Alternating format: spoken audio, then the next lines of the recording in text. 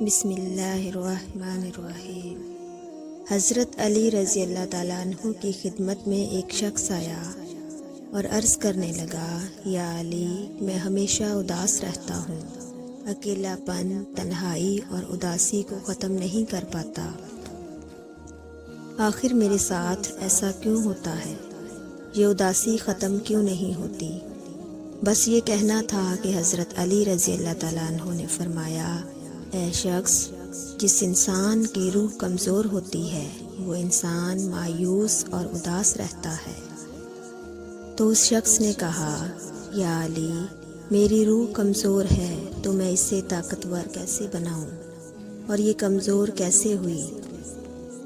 حضرت علی رضی اللہ تعالیٰ عنہ نے فرمایا، اے شخص، انسان کی ایک غلطی جو وہ بار بار دہراتا رہتا ہے وہ یہ ہے کہ وہ اپنی خوشی دوسروں میں تلاش کرتا ہے، اچھے کپڑے پہنتا ہے تاکہ اس کی تعریف ہو، لیکن جب تعریف نہیں ہوتی تو اسے وہ خوشی نہیں ملتی۔ جب وہ کسی سے پیار کرتا ہے اور یہ امید رکھتا ہے کہ بدلے میں مجھے بھی وہی پیار ملے، جب وہ پیار نہیں ملتا تو اداس ہو جاتا ہے۔ ہمدردی کرتا ہے، رحم کرتا ہے، فکر کرتا ہے، یہاں تک کہ اپنے بچوں کی اچھی پرورش کرتا ہے۔ ہر چیز میں یہی امید شامل ہوتی ہے کہ بدلے میں مجھے بھی وہی چیز ملے گی، لیکن جب وہ تمام چیزیں نہیں ملتی تو وہ انسان اندر سے ٹوٹنے لگتا ہے، اداس رہنے لگتا ہے، اور یوں دن بدن اس کی روح کمزور ہو جاتی ہے۔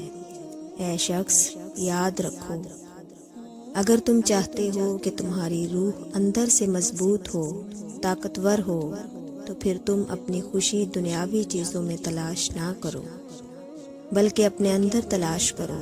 کوئی تم پر تنقید کرے، کوئی تمہاری تذلیل کرے، کوئی نیکی کا بدلہ شر سے دے، کوئی تمہاری تعریف نہ بھی کرے، اگر تمہارا ضمیر مطمئن ہے تو تم ان تمام چیزوں کو درگزر کر کے یہ سوچ لو کہ اگر تم خوش ہو اور تم صحیح ہو تو کیا فرق پڑتا ہے۔ امید صرف اپنے آپ سے اور اپنے اللہ کے ساتھ جوڑو۔